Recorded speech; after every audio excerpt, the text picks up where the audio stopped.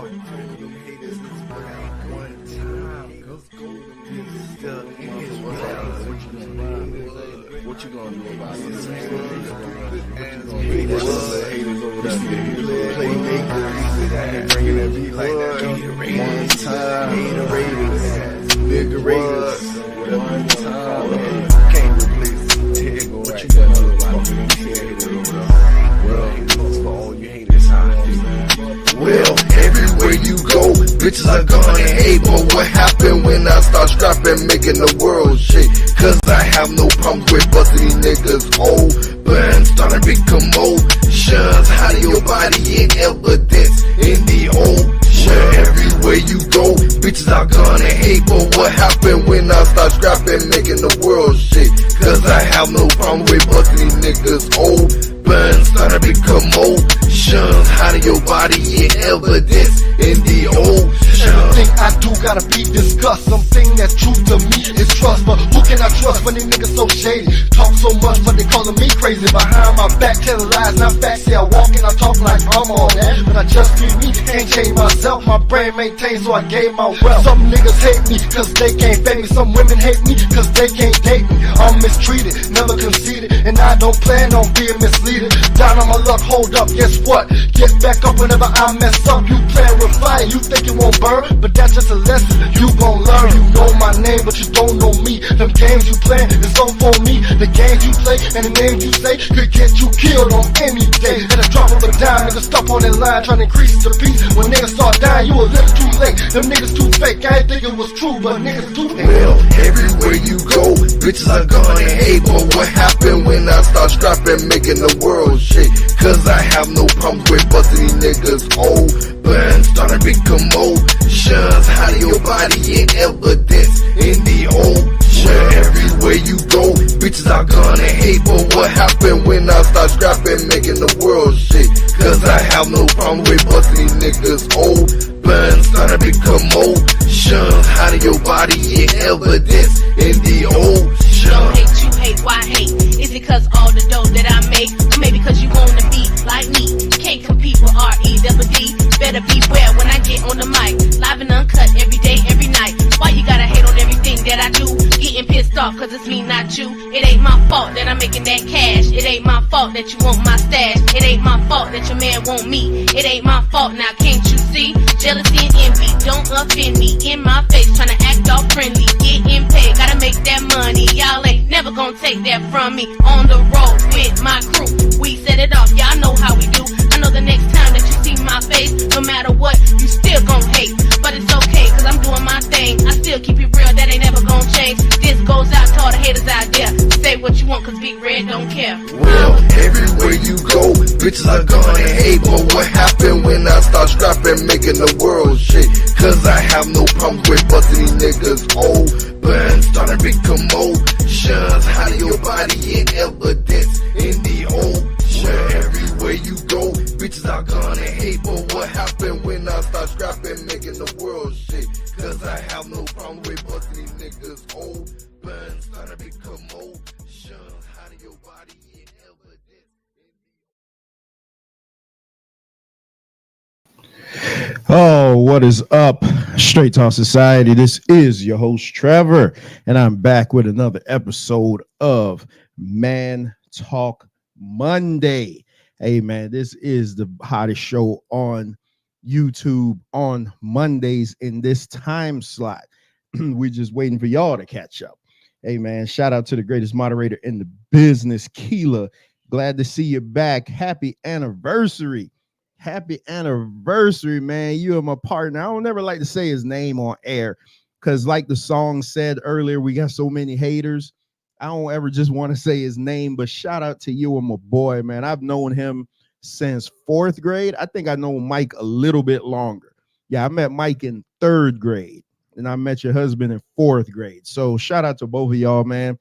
I remember when we used to ride the school bus home, and I never knew, I don't want to tell y'all business, but I could tell that he was feeling you, but I just didn't know. I mean, we were kids then, but you could always tell, like, when, because me and him always walked home together because we lived on one side, y'all lived on the other side.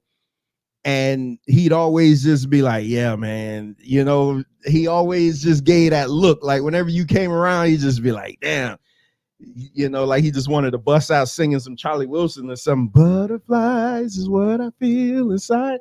Like he just wanted to bust out singing that. He probably gonna kill me when he hear this. But nevertheless, man, hey man, happy anniversary to y'all, man. How many years is it? I know I gotta look at my arm. We're what, 11 years, 10 years? We're 11 years. We're 11 years in. So man, shout out to y'all, man. Marriage is a beautiful thing. Speaking of marriage, my late pastor, Pastor Randall Barr, he you know, you could tell he wanted to hand the marriage ministry off to me and my wife. So I still feel it in my bones though, that we do need to do something about marriage, show people that marriage still works, because you have so many people shitting on marriage and criticizing marriage because they don't know how to do it good and they failed at it. And I'm the type of person, I think you need people like me that'll tell you, hey, you didn't do it right, or you didn't compromise enough. So I've been feeling a lot of this lately, that we do need to pick up that mantle in some type of way. You know, obviously we ain't going to do it in the church, but we do have this platform that we could do it on, just because so many people do it wrong and so many people take a big dump on marriage. You know what I mean? Like people just, they see marriage as a business. And yes, marriage is a business in some type of ways, but it should be more than that. First of all, you gotta like who you marry. I mean, that's the main thing. That's the number one thing. And I think people don't like, shout out to Ricardo in the building, shout out to Jackie McCall. People don't see Jackie's been married 39 years and counting. See, like, yeah, Jackie, I think we need to do that. We need to come up with a panel. We need to come up with like a marriage panel. Hey, my wife put something together when we was at church a couple years ago where I think she got like 15 couples together. And we did like a marriage vision board thing. It was awesome. Circumstances why we didn't do it, the following year. But I think we should do something like that. We could do something online, man, where you just get a couple of married couples together. I could reach out to Minister Thomas and, stuff like that, man, because people need to see good marriages. And that's the problem. They see crappy marriages. You have married women online acting like they single, and you have married men online acting like they're single. But that's one thing. No, there's not a person that could say that I ever shot no shot at them since I've been married. Like, that's crazy, because you respect the sanctity of marriage. Wait a minute. Oh, so Ricardo been married for 2 years. Yeah, we definitely need to do that, man. The more I think about it, we do need to put together like a marriage, some type of marriage thing. Me and my wife was talking the other day about a possible show idea, and that could be something like some type of marriage thing, man, like a marriage panel where, Jackie, you've been married almost 40 years. I mean, you got more experience. Hell, you've been married as long as we almost been living. I'm only 44, so you've been married almost as long as I've been living. So I could listen to somebody like you, because I doubt you'd lie to me and tell me that it was a cakewalk. You see what I'm saying? I'd like to hear from a divorced couple. Yeah, you know what? We're gonna put this together. We're gonna because me and wifey were, we were talking about it, and I'm like, the same old stuff. I'd be like, let's talk about this. But no, I think this marriage thing would really work, just because somebody's mentioned that we give them hope as a married couple. And I'm like, man, don't look at, what I'm saying? I'm like, I appreciate it, but don't, we got struggles just like everybody else, but I knew what they meant. But I don't ever want anybody to look at us and put us on a pedestal when it comes to that, because I don't want anybody to be disappointed, because I am the greatest father in the world, but I'm not the best husband in the world. So that's a big difference, because being a husband is hard. Like, it's hard to be a husband, because it's easy to be a parent, because like you could be a parent and you responsible for a little one, and you lay your life down on the line for them. But you have to figure there's so much give and take when it comes to being in a marriage, Sometimes she want to do stuff you don't want to do. Sometimes you just want to chill. She wants you to go out. And there's a lot of like give and take about that, man. I'm sitting here thinking about that. Like literally, there's a lot going on in my head now where I'm about to make a shift. You know, I actually was just having a conversation with young Kev, and it got me all amped up. You know, we were talking about the Bible, so you know, I'm almost really just have a have a Bible show, man, because it was so awesome. But I don't know, man. I you know, sometimes you always feel like I know things won't ever go back to the way they were. I don't ever see me preaching in the pulpit anymore. But I'll just say I'm hearing the whispers. That's all I'll say. Just so I'm hearing the whispers. You know, and the worst thing is when you at home, when you laying in the bed at night, even though wifey's next to me, you're still alone with your thoughts.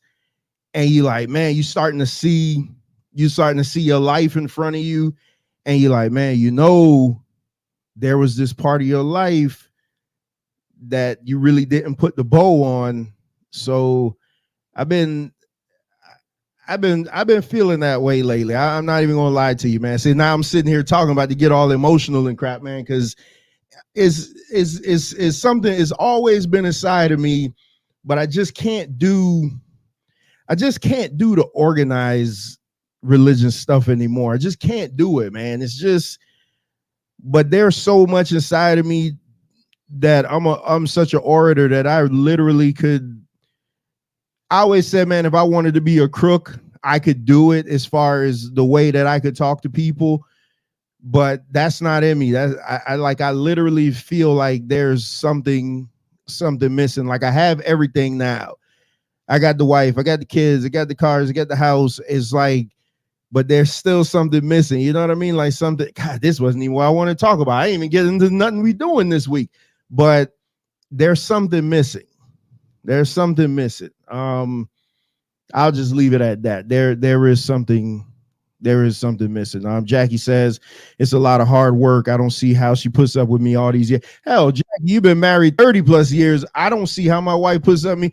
Listen, I'm telling you, y'all hear me talk about how good my wife is, and it's not cap. I'm not saying that just so I could get some or anything like that.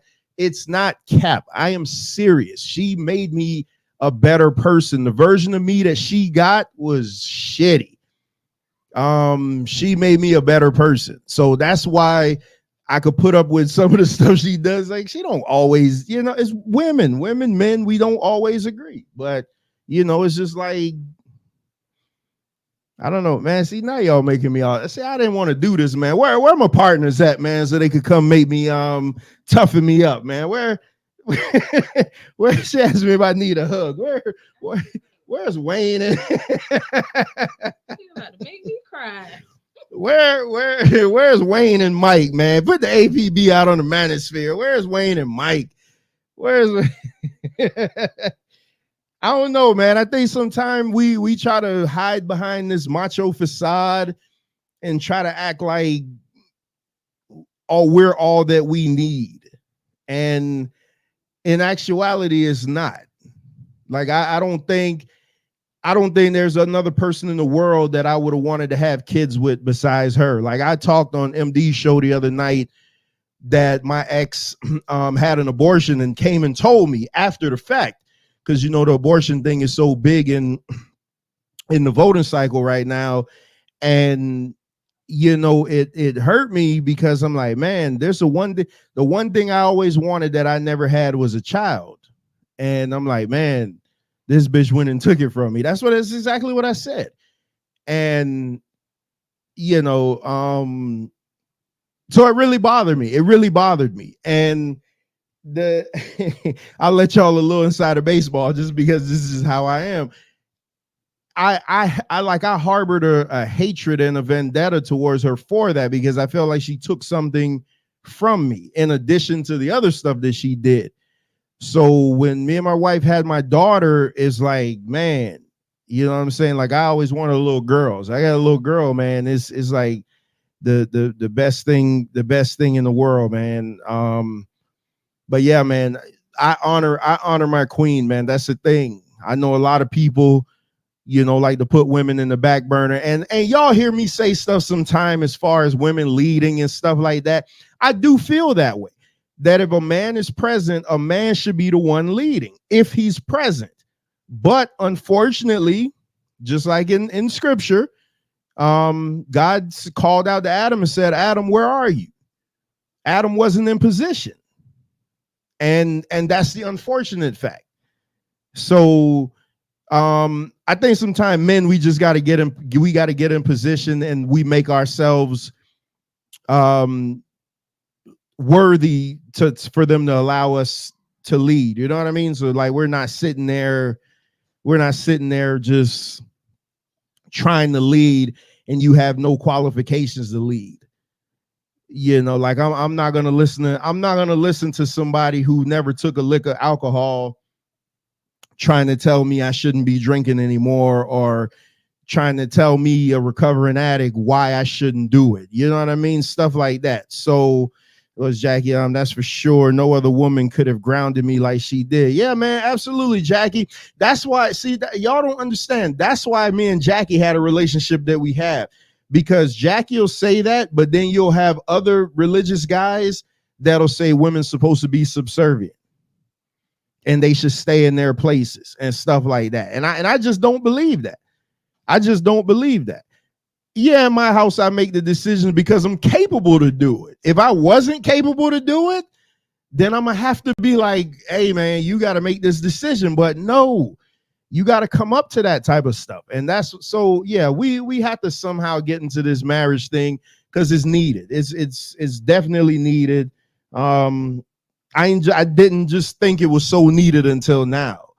I'm just sitting here talking. And again, man, happy anniversary to Keela. You got a good one. You got my homie, man. So, and I know he got a good girl. So, much blessings to you guys, man. Y'all need to oh yeah, Keela, I'm gonna talk about the bottle soon. Y'all need to, not me, because we don't do that type of stuff. You need to get with the queen and y'all need to plan a couple's night out. And what we're going to do, we're going to take a bunch of shorts and stuff so we could really piss some people off.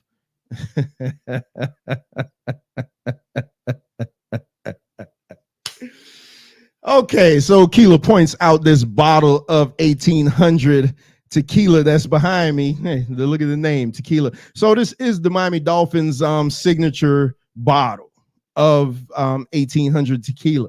So I saw somebody post this, that they had it, and I went out and looked for it, and I got it Sunday.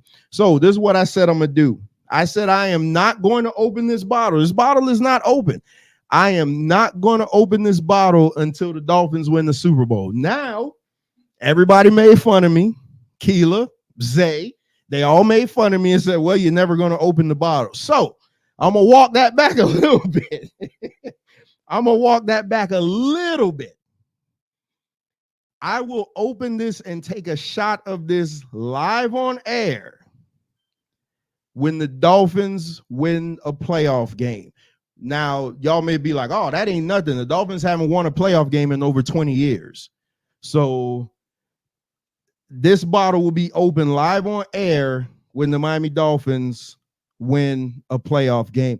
Hey, Kev, do me a favor. Wake Mike up. So I know he worked like a 12-hour shift. So I'm about to get started. But yeah, I will not open that bottle until the Dolphins win a playoff game, and I'll do it right on air so everybody can see.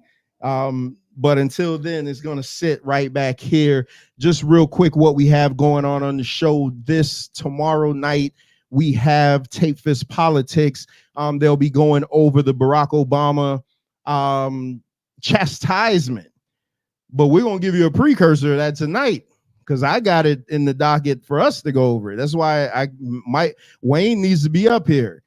Kev, do me a favor, put a APB out for Wayne. Definitely Wayne. I know Mike is probably just waking up, but Put an APB out for Wayne. I need to hear his thoughts on this. We're gonna discuss that, and then the title of the show: Do the rules change once she gives up the box? That is a video that Wayne sent me, and I thought it'd be very interesting to hear what the guys had to say about it. But tomorrow night we have Tape Fist Politics. Wednesday we will begin part one of our 3-part series on the Vince McMahon documentary. So we'll be going over episodes 1 and 2 of the Netflix documentary. This Thursday, brother Eddie Israel will be here. Hey, Jackie McCall setting the trend. So he called me he said, hey, can I do a I'm Not Your Traditional Brother? I'm said, absolutely. So Eddie Israel will be doing a I'm Not Your Traditional Brother this Thursday. He'll be talking about holidays that keep you from God. So he's definitely going to be talking about Christmas and all that stuff. So y'all want to make sure and come over, because you know Eddie is a surgeon when it comes to that Bible. So Eddie's going to go into that Bible and show you guys why you shouldn't be celebrating certain holidays. Whether I believe or not, hey, Eddie is my brother, Eddie is my partner, so we are going to give him a platform to do his lesson. Then Friday, we got a debate on Friday. You know, I don't normally do debates on Friday, but I had to get this debate in the ring. When it was presented to me, I'm like, okay, I'll make all concessions to make it happen. Brother Hayes Blessings will be taking on Stacey Mobley. Apparently there was a big call out on another channel, and Stacey called me. He said, hey, you got to get this thing in the ring. I'm like, all right, enough said. I reached out to Hayes. Hayes said anytime. We were going to do it Saturday, but Stacey wasn't feeling good, so we're going to do it this Friday. So this Friday we will have that debate between Hayes Blessings and Stacey Mobley. Then let's see, Saturday, I don't think we have anything Saturday. Oh, hey, you guys make sure and check out the MMA Brothers. They do a show on Saturday mornings that they just upload. It's not something that they do live. They just do it in the studio and then upload it later.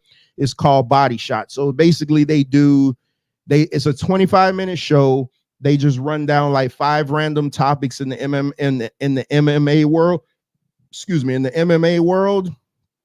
And they do it kind of like a PTI round the horn discussion. It's an awesome show. I made a banging video for it. I'm just waiting for Venkat to send me what do you call it? A beat, and we're gonna put that video up. I took some time over the weekend to make that video. They haven't even seen it yet, so I'm gonna let them see it. It's awesome. I really outdid myself in this one, man. Still not on Venkat's level, but I'm learning this thing more. Then we have Man Talk Monday on Mondays. Then we have Sunday. Oh, how could I forget? Miami Dolphins Beyond the Scoreboard. This Sunday after the Miami Dolphins versus the Indianapolis Colts game, about 4:10, 4:15, we'll go live for my reaction. Hey, you don't know. Hey, if you've been watching the last couple Beyond the Scoreboards, you know I've been going crazy. So it is what it is. I did start back 5 count. That's my post show for the Monday Night Raws and SmackDowns. Hopefully I could do a 5 count tonight. It all depends.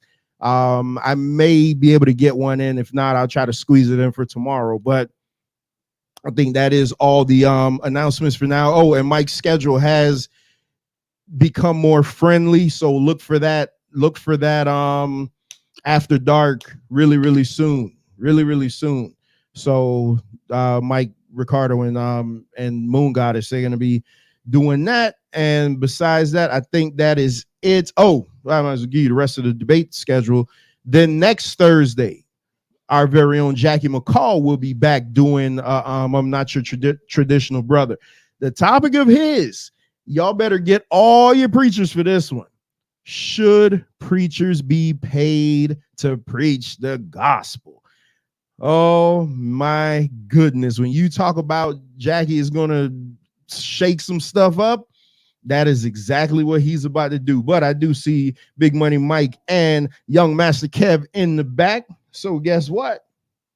on the other side. Man, y'all put the APB out for Wayne. I need Wayne. I need Wayne. On the other side, we will be back with what you guys came to see, and that is Man Talk Monday, exclusively on Straight Talk Society.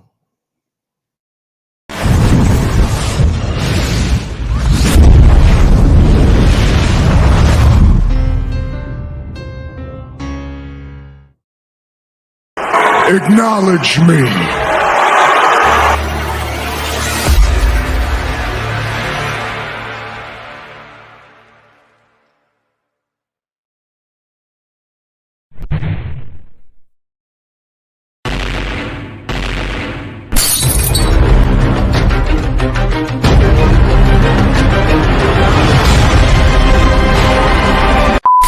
Come take a walk through my heart, a stroll through my soul. Been smart from the start, wasn't taught, wasn't told. You could climb through my mind, or fly through my eye. And in time you will find what I rhyme is not a lie. Come take a walk through my heart, a stroll through my soul. Been smart from the start, wasn't taught, wasn't told. You could climb through my mind, or fly through my eye. And in time you will find what I rhyme is not a lie. See you dealing with a vicious mind, hard cold like Christmas time. Every time I write a rhyme, put it all on the line. No need to hold my tongue, hold the mic like you hold a gun. Haters, I'm the chosen one, fakers, I don't roll with none. Don't you ever test my heart, been a rebel from the start. Ain't got time to play no games, I'm too busy playing my part. Keep my mind on my mission, living by my premonition. Through the world with blurry vision, stressing in high definition. Walking the path unknown to most, the ones that I love, I hold them close. Every rhyme I wrote was dope, no jokes so folks can overdose.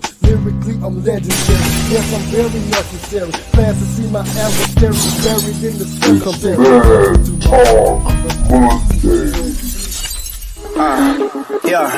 Yeah. Straight Talk Sessions live. You're gonna acknowledge me. It's Monday. It's Man Talk Monday. Bad times don't last, but bad guys do.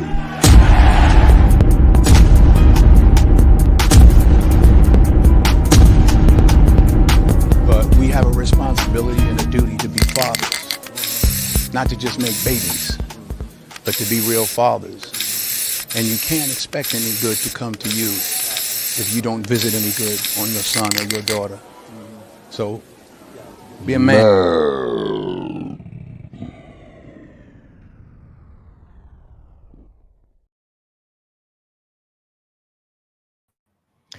And we are back with Man Talk Monday. Just real quick to Jackie McCall. Oh yeah, that's ridiculous, man. Y'all need to hit the like button. That's just ridiculous.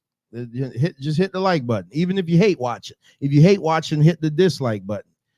You guys watching over on Twitter, you hit the like button also and comment. Hey, we got the first comment from Twitter on the Dolphins show the other day. So I do know that the Twitter comments work. Because he was just enamored with how crazy I was going about how the Dolphins let me down. But also check out my shorts, man. I've been dropping a lot of shorts lately on like the Dolphins and stuff like that. But Jackie, so we'll talk about it next Thursday, but I'm assuming you're saying the pastor shouldn't get a salary versus an honorarium. So I'm very curious to see how you're talking about. So I don't necessarily think they should get a salary either, but that's a topic for next Thursday. Shout out to knockouts with how do you say that? Knockouts with Naka. Mike Trevor, see you tonight. Football pool. Yeah, tonight is the Monday Night Wars. It's me, Bones, and Mike. We in a heated battle for the pot this week. So we watch and see how this is going to work out, man. But without further ado, I do have 2 or 3 of my co-hosts in the building. Yo, Master Kev in the building. What's going on, Kev? Shalom, brother. Shalom, chat. Shalom. Here we go. Here we Trevor. go. Yeah, man, I'm good. I'm over here. I'm munching right now, but yeah, I'm what do you call it? Oh, I'm 2 weeks sober, so I'm feeling good right now. Should I ask sober from what? From beating my meat. Yeah, man, I'm giving up on porn. Porn is the devil. And that So, takes well, hold on. Let me introduce Mike first. We got to have this conversation real quick. Big Money Mike in the building. What's up, Mike? Yeah, I was 3 weeks and then I failed 2 Hold nights on, Mike. ago. I had to turn your mic on. I don't know why your mic seems so low. Yeah, that's weird. All right, say something. Something. Talk, Keep damn going. it. Oh, Nah, you it's no said good to say me. something. I was waiting to see if it was right or not. I said I was 3 weeks up, but then I failed last 2 nights ago. I failed in my non-beat your meat thing, but I'm starting back over strong. I got some new affirmations. I'm going to not abuse myself, as they say in church. I haven't looked at any real porns in a while, but my phone went on Reddit by mistake. I don't know what happened. And am I doing a top 10 today? Yeah, we got time. Yeah. All right, let me know when. So wait a minute. So this is something both of you discuss, obviously. And I know November is coming up. November is normally No Nut November. So you guys are just, what's the harm in beating your meat? I mean, no Diddy, I guess. Well, first and foremost, Kevin and I did not discuss whether we beating our meat or not. Me and him do not have what? We did not have like a join our no nut, our balls are holding hands in union. None of that happened. I don't know what that came from. I decided to do it because I thought I had been releasing too much, and I'd heard some conversations about holding your essence and stuff like that.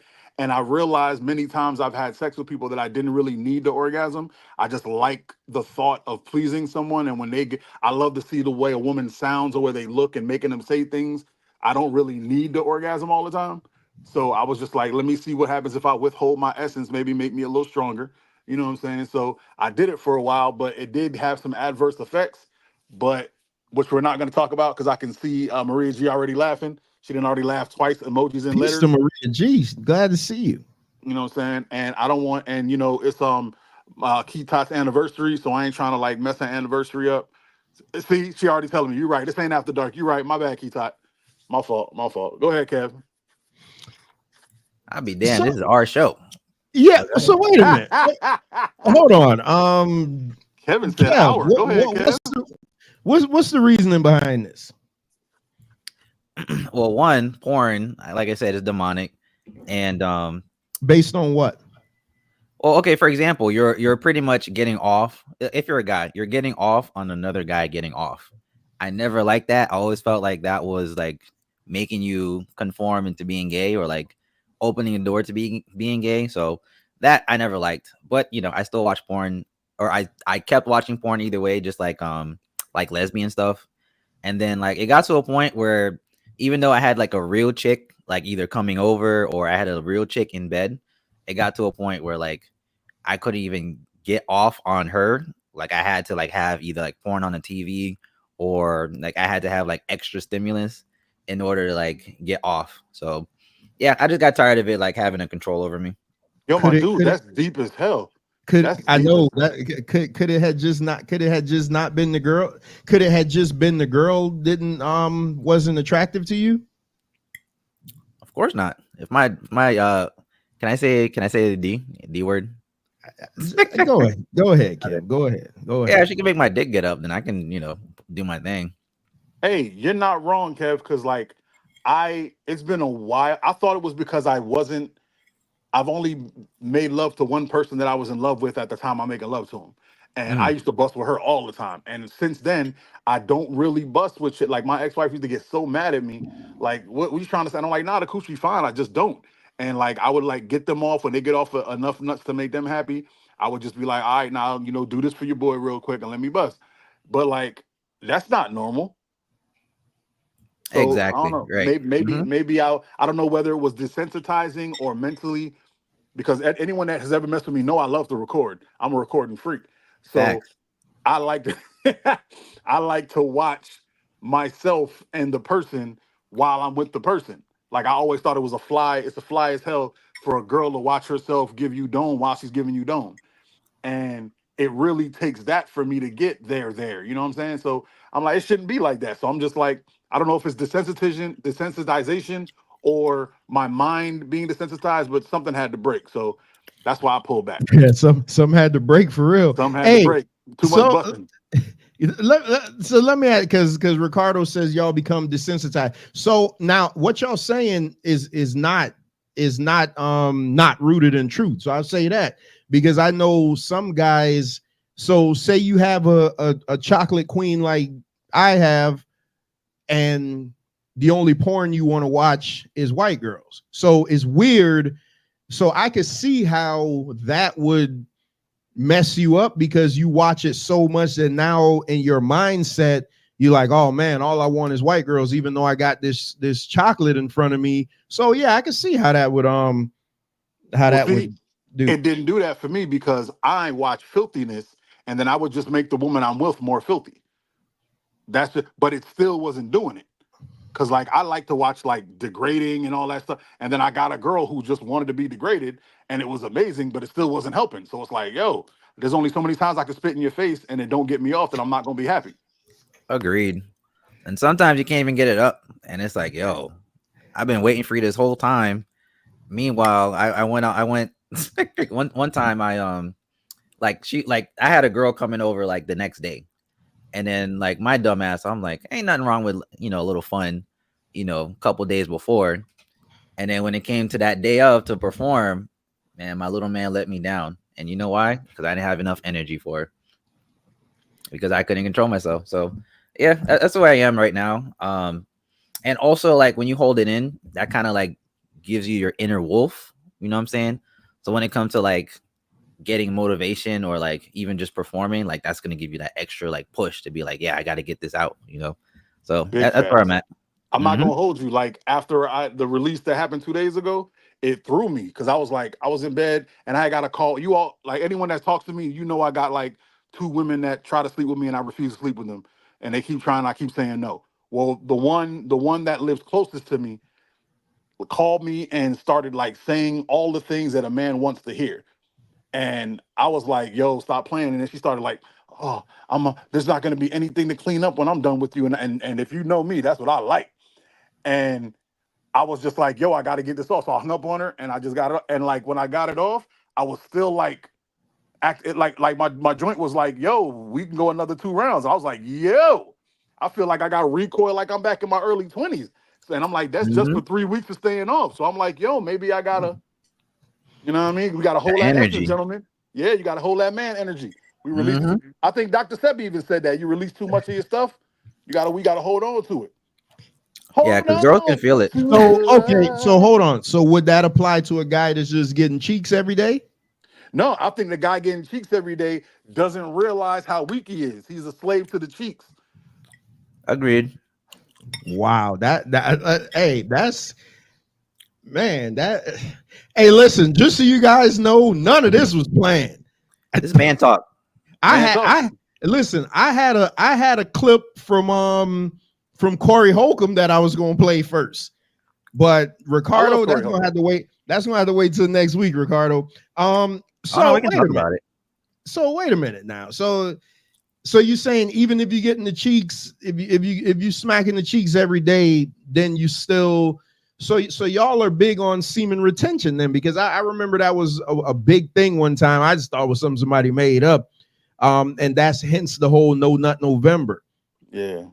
I'm thinking semen retention is a thing. And this is from like, because I'm not gonna lie, as a man that grew up when I grew up, getting as much cheeks as you can is what we're taught.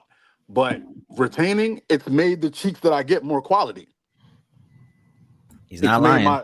It's made my performance better. It's made it how it feels better for me. There's less friction on my I don't know the term for it, but my head. So it gets more sensitive the more time that I am not doing it myself or having some rough-handed girl do whatever she do. So when I get in it, it's like a gift from my boy. You know what I'm saying? It's like, bro, I'm blessing you with this. And then boom, now she's getting blessed because it feels good to me. It makes me want to hit it better. You know what I'm saying? And now I'm getting that call like, hey, can we do it again? And I'm like, no. I want to revel into what we did and let some time wait in between. And then when we do it again, it'll be even more special. Oh, this spiritual Man, mic right here. Listen, hey, y'all see me with this looks just because I had such a diverse audience. So I'm like, but man, this is fantastic. What Maria G says, when you watching white lesbian porn, do you say milk? Do you say milk my magnesia? Oh, I Yo, Maria G need to come on the show. Crazy. Keela says, literally, man talk Monday. Yeah, listen, man. Hey, big facts. This is what Man Talk Monday is all about. But guess what? We done had enough Johnson talk. I think it's time for a top 10.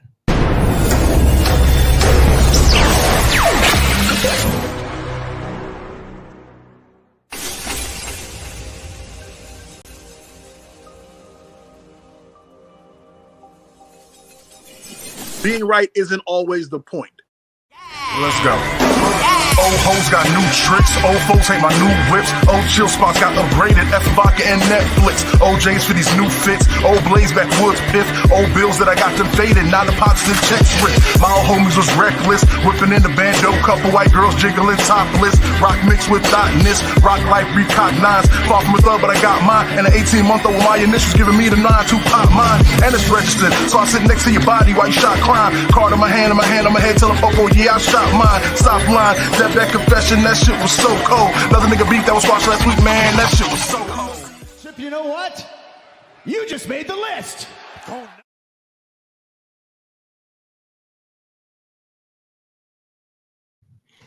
Oh, it is now time. It is now time for Mike's top 10. You just made the list. Hey, I just threw it in. Hey, brother, like, damn, you're supposed to tell me when we were going to do it. But Mike, what's our top 10 for today? All right, it's going to be a little weird for people. I apologize. It's a little strange, but it makes me happy. These are my top 10 white comedies that I think all black people should love. Oh, that's a fantastic. Now, when you say white comedy movies that are predominantly white. Okay, movies that don't have black people in the lead or black people in the secondary or the tertiary. None of that. Just white comedies. If two of my picks not on this list, then it's bogus. Number 10, Mike. No. You know, we got honorable mentions. Yeah, honorable mention. I'll be quick. Shaun of the Dead. If y'all don't like that trilogy, something wrong with you. Shaun of the Dead is hilarious. And never my watched one, you need to. And my one nerd pick for my nerds, Napoleon Dynamite. If I walk up to you and I go vote for Pedro Gosh and you don't get it, there's something wrong with you. Great movie. Great. God, that made the honorable mention. Oh, yeah.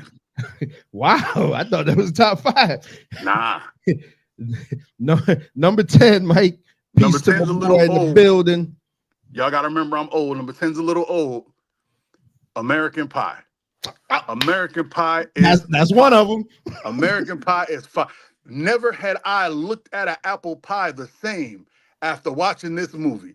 And the best part was to look at that. Look what he did to it. That man put some serious strokes on that apple pie. And that wasn't even my favorite part. To this day, if I ever hear the words band and camp put together, my brain goes automatically to one place. Automatically. That is what it is. Number 9, Mike. I had that up a little higher though, but I feel you, but everything above it is fire. Number 9 is what I consider one of the OGs of this. Just a white comedy that black people just could not love, could not hate. We just couldn't. There's Something About Mary.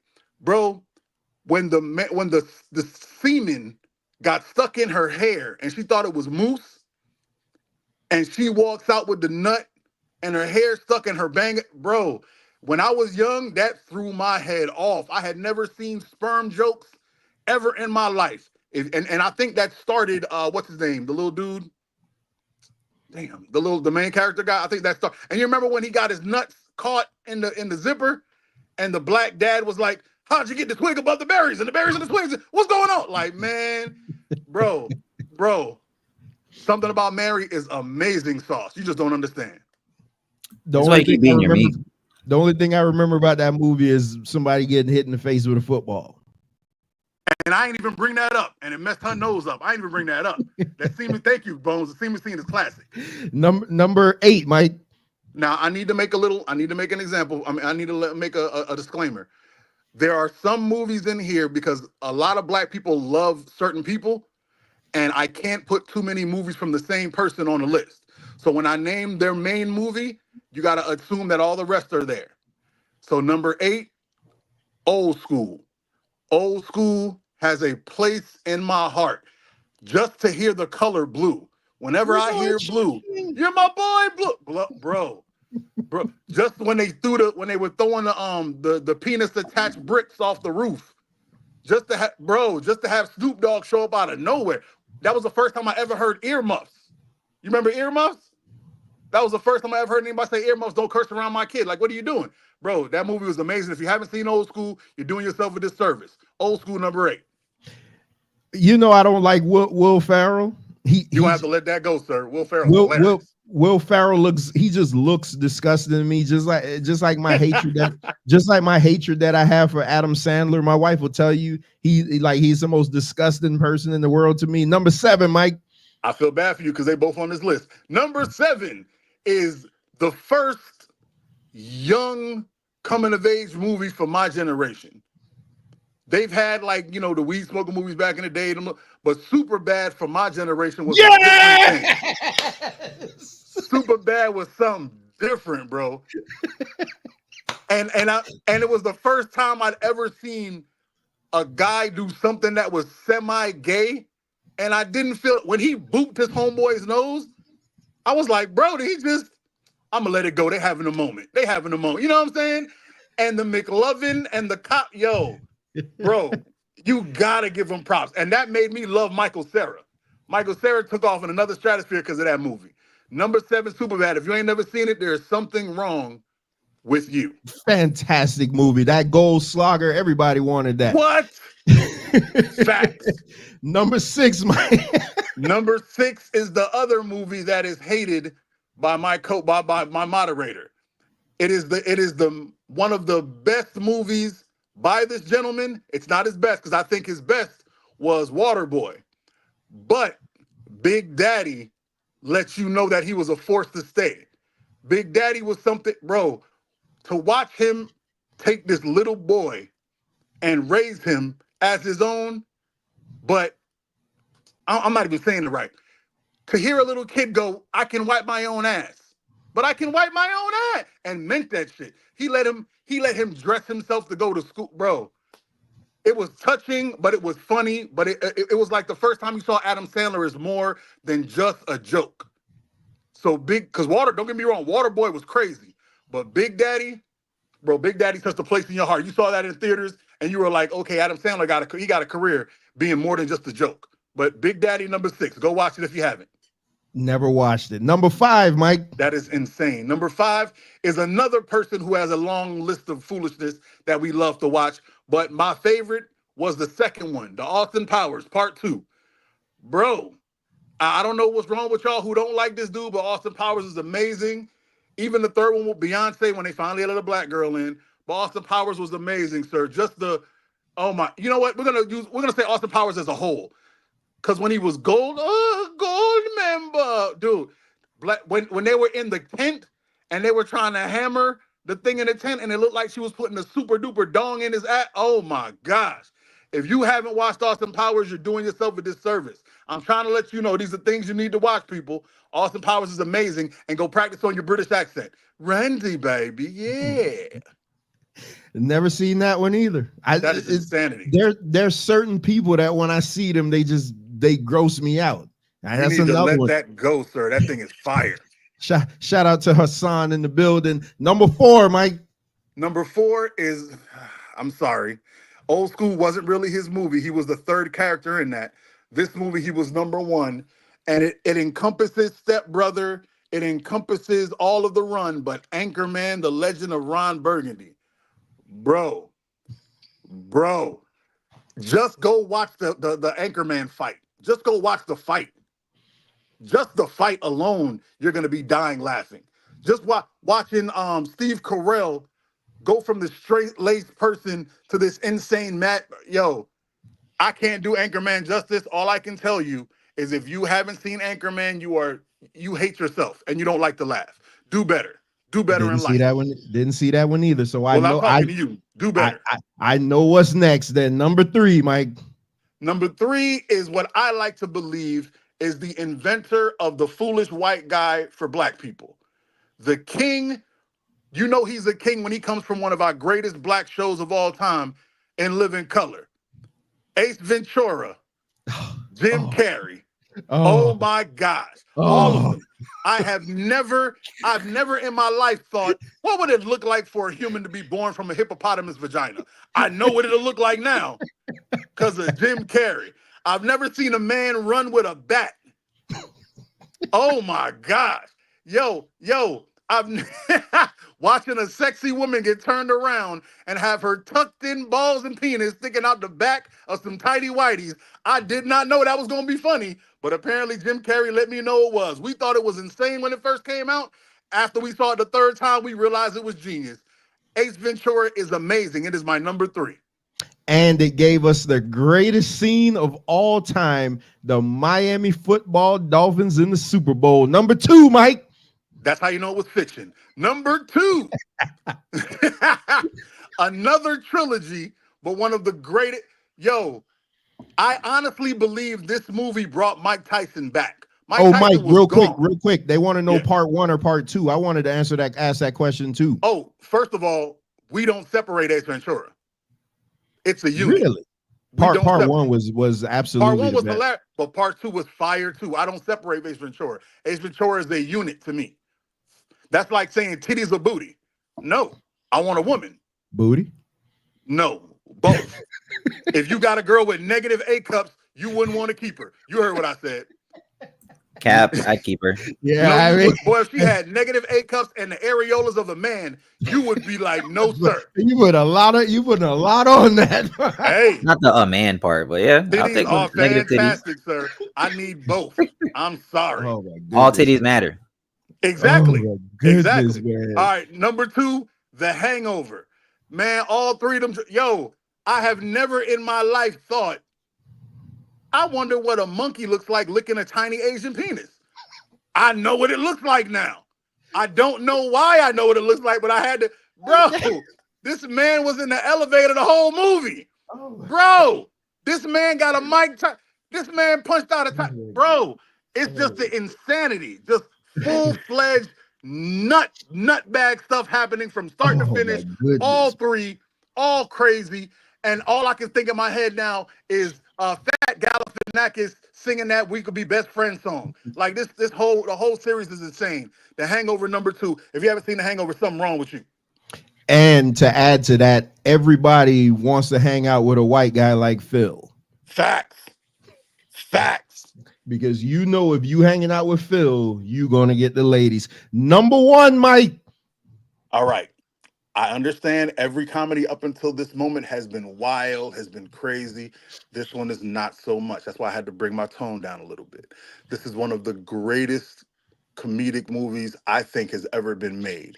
It took a person who was already gorgeous and led them up into baddie land just because of her scene stealing time in it. It made a man who we all only saw as a gangster show his comedic timing and his fantastic, flawless acting. My Cousin Vinny is my number 1 white comedy that all black people should see. Sir, I have never, when she says they wa, when they had their little scene, bro. These 2 youths. Yo, the youths, oh my God. Just him. Well, he's like, what are you wearing? Well, you know, I went outside and my suit fell in the mud and I didn't want to disrespect you. So I made sure I went and I got this suit and this is all they had. So that's what I got. I think you're making fun of me. Yeah, you would. Excuse me? Nothing. You're just him and just the dialogue. Them going back and forth when him and the guy in the bar where he's like, I got no problem knocking you out, but I'm not going to do it for free. And then the guy finally gets the money. He walks by him, knocks him clean out, grabs the money and walks off like nothing. Yo, My Cousin Vinny is fantastic. If you have not seen My Cousin Vinny, you are failing black people. You are failing black people as a whole because every black person loves My Cousin Vinny. do better. That is Yeah, my top 10 list. Yeah, that was a great one. My clock is ticking, man. Fantastic list. You had Grandma's Boys as a suggestion. Meet the That was good. Flockers. That was part of Ben Stiller. Ben Stiller had his own. I told you, if I said their name about a movie, all their movies are going along with it. So I just picked now, the best movie of the series. so I thought the list was fire, but I'm kind of sad. I mean, Superbad was on there. American Pie was on there. I would have had American Pie top 5, but you know, it's not my list. I was very sad to see that Road Trip didn't make it. Nah. Road Trip has got to be one of the greatest white movies ever. Road Trip would have been an honorable mention. Okay, as long as you would have put it in honorable mention. All right. Yeah. No, he did do an honorable mention, Ricardo. Shaun of the Dead and Napoleon Dynamite were honorable mentions. I don't play with honorable mentions. I know how you feel. Yeah, and for Napoleon Dynamite to be so low, man, that's a great movie, man. But I asked, what are you gonna move down? When he had the chicken nuggets, he had the chicken or anything Will Ferrell, but he had the chicken nuggets in his pocket and my man just kicked it down. Hey, Bro, listen, you don't understand. I'm trying to get skills.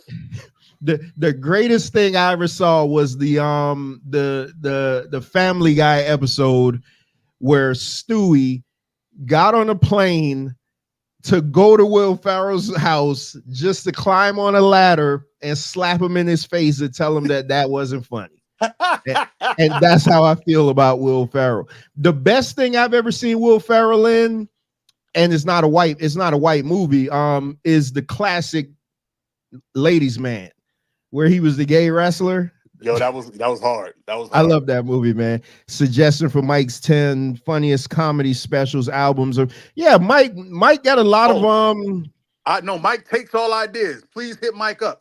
If you don't want to do Mike, you don't want to do comedy specials, because I can do that shit off the roof right now. Oh, she's saying okay. So she's saying like comedy albums, like Dolomite and stuff like that. Well, all right. Be more specific. Do you mean stand-up comedy shows? Yeah, it looks like she's saying like albums, like Red Fox, Richard Pryor, like those guys. Those are the same thing. They're like those were stand-up before they had like stages everywhere. Yeah, give me Martin Lawrence. You So Crazy. That was great, man. You So Crazy might make the bottom 5. He said, yeah, come on, man. You ain't got to be no punk, no gay. Nah. You know what was the one? This was the one that You So Crazy. He came up. Water dripping all over your body.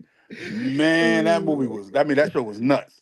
Hey, man, that was Mike's top 10. So now let's get into another show idea. Venkat, I promise you we didn't steal this from you. MD wanted us to do it. So we gonna touch on it just a little bit. You know, we got the timers. We'll be out of here by 7:30. We're gonna touch on it real quick. APB Alpha Wayne, because I really want to hear Wayne discuss this. But nevertheless, here we go.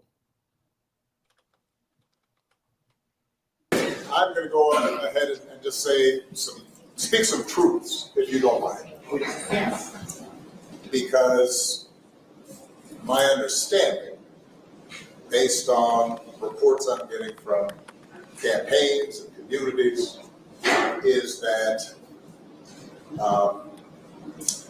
we have not yet seen the same kinds of energy and turnout in all quarters of our neighborhoods and communities as we saw when I was running. Now, I also want to say that seems to be more pronounced with the brothers. So if you don't mind, just for a second, I'm going to speak to y'all directly and say that when you have a choice that is this clear, when on the one hand you have somebody who grew up like you, knows you, went to college with you, understands the struggles and pain and joy that comes from those experiences, who's had to work harder and do more and overcome and achieves the second highest office in the land and is putting forward concrete proposals to directly address the things that are vital in our neighborhoods and our communities, from housing to making sure that our mothers and our fathers and our grandparents can afford medicine, and making sure that we are dealing with prices that are too high and rents that are too high, and are committed to making sure that we maintain the Affordable Care Act, so everybody's got health and cares about things like education and entrepreneurship in our neighborhoods. And that's on one side. And on the other side, you have someone who has consistently shown disregard, not just for the communities, but for you as a person. And you're thinking about sitting out?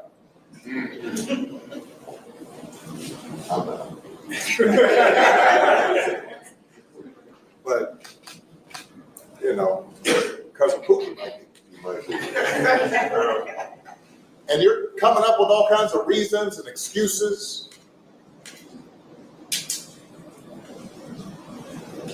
I've got a problem with that.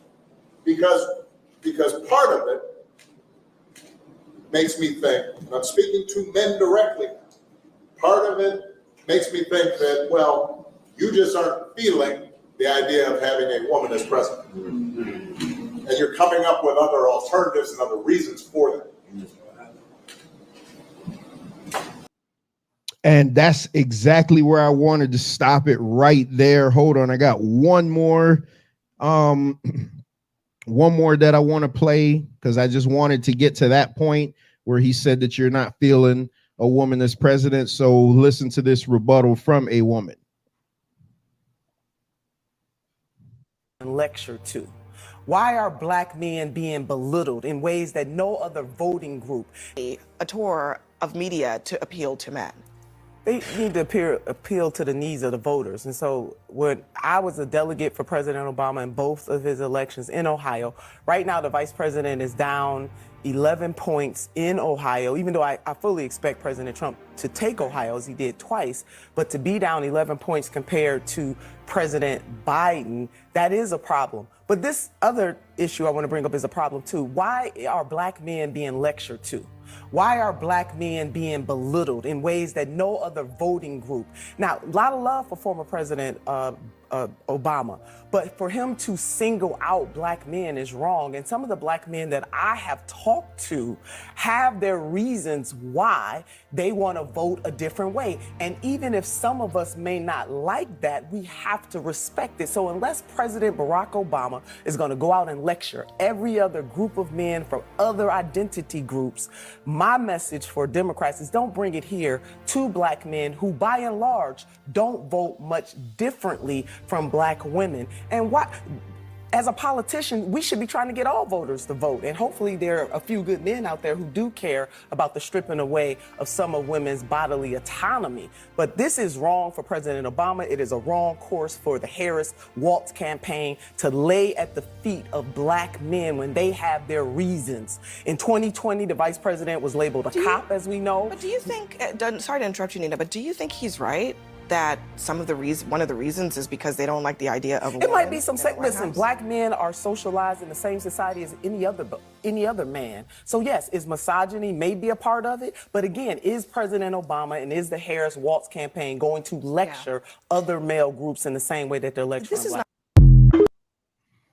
All right. Doesn't look like we're going to be able to get to the title story, which is fine, because this is probably more important. The only reason I'm playing this, I just realized that Venkat had it scheduled to talk about it tomorrow, but the only reason I'm playing this is, one, because MD asked me to, but second, because the uproar that's on social media about this towards President Obama is, I think it's crazy.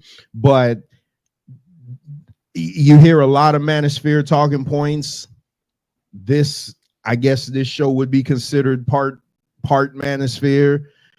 So we gonna have a conversation about it with the last 30 minutes that we have left in the show. But Kev, you've been quiet for a while. So first of all, what do you think with President Obama's tone? His delivery to me more so was lecturing. So I could see how some people, because when you look at the overwhelming videos on social media, they're destroying him.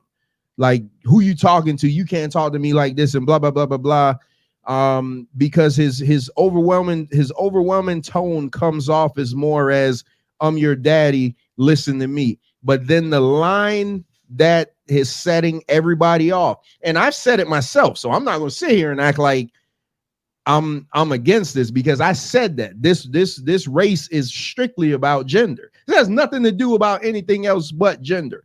Do you want a female leader, or do you want Donald Trump? So, but for Obama to come out and say, hey, if you don't vote her, essentially is because you have a problem with a female president. So Kev, what do you say? Because I know Trump is your boy. Trump 2025, let's get it. But anyways, so okay, so with Barack Obama. Oh, my bad. Then touch on the sister afterwards. Sure. So to me, I feel like this is just a way of, like, this is like their last stop, because they know like they're not getting like the energy that they got when it came to the other candidates, like Hillary even.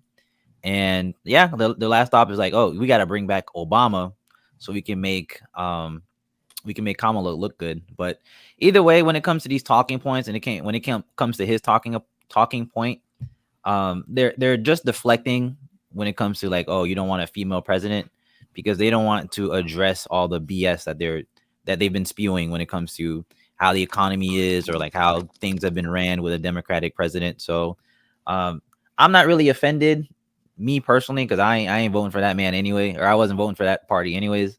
But yeah, it does make sense that people are getting upset, because now they're seeing like it's like they're seeing the tactics.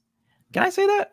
I guess I could say that. Yeah, they're seeing the tactics now. Oh wow, Maria G says she's not Maria G, one day you're gonna come on this panel.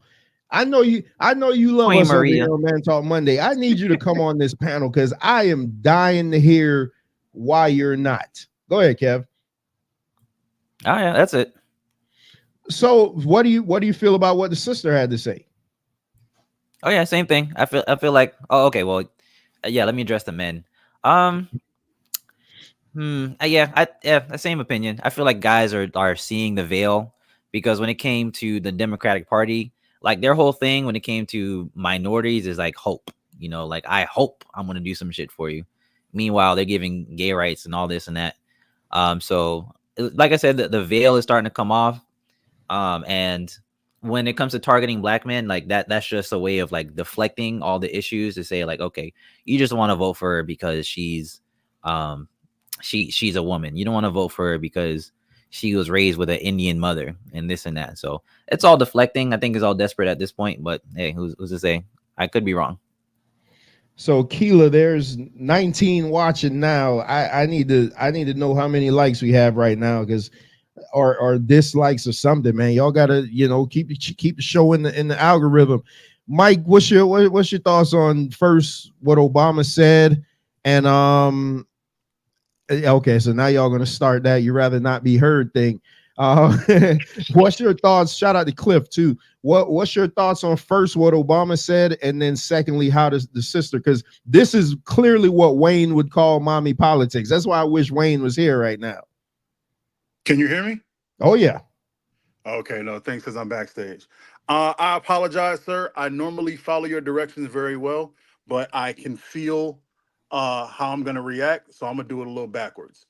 I would like to thank the young lady.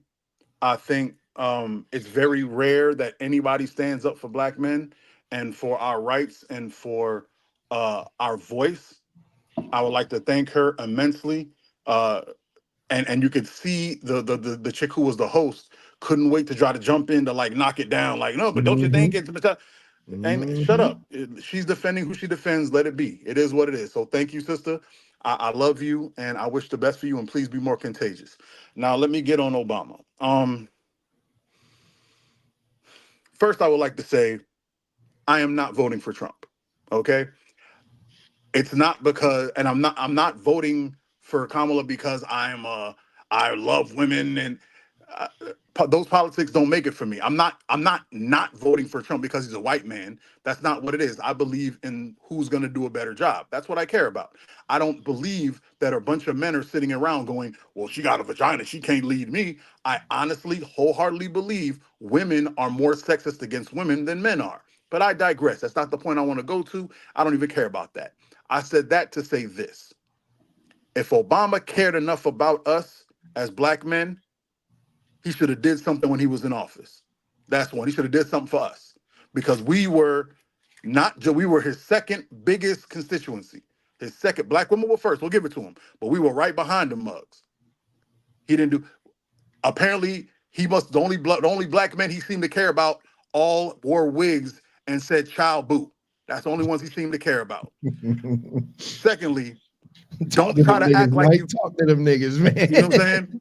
I don't want to hear it. Don't try to act like you give a damn. You don't pop up to give a damn to talk to black people until your lineage is being attacked because of the next black person in line. That's when you jump up to say something. Sit your old ass down. I'm gonna tell you like this. I got 2 words for you, Obama. 2 words. Bill Cosby. Okay? Bill Cosby was living a charmed life until he sat his goofy ass up and started telling black America what they need to do and who they need to be. Started telling people, you're gonna raise your kid like this, and you're gonna do this like this. A year later, he was in jail. Because when you lose black people as a backing, you realize white people will attack you. So Obama, sit your old ass down. You got through your presidency, you got you a baddie wife. Go talk to your kids, keep them off the pole, and go sit your ass down. They don't need to see you. This ain't about you. Because I could easily say you're trying to play the black superhero man coming in to save the little black girl who can't do it herself. Ain't nobody asked you to stand up. She a grown-ass woman. And if she's a president, I don't want her waiting around for you and Clinton to hop up to save her life. If she is the commander-in-chief, that is who she is. Let her do the talking. I'm sick and tired of all these people talking for this black woman. All my life, and I know it's the color purple line, but all my life, I had to hear how black women are emotionally intelligent. All my life, I had to hear how black women know how to communicate. But now that a black woman's supposed to be the commander-in-chief, she can't say nothing? She hushed up in the back room. I'm going to let my big brother talk. I don't want to hear that. Sit your old gray hair ass down and let that grown-ass woman talk. Stop infantiling who's supposed to be the next president. I don't want to hear from you. You don't get to tell me what I feel, what I believe, or what I want on my choice. Okay, just like the Republicans they don't get to tell me what the hell I'm gonna do either. None of you do. I don't know who the hell you think you are. Because I voted for you, you get to tell me how to live my life. But matter of fact, Obama, am I allowed to bust a nut today? Can I, sir? Can I? Who the hell you think you are? If you cared about us, you wouldn't. If you cared about us, you wouldn't have been sitting your punk ass down drinking beers with racist cops.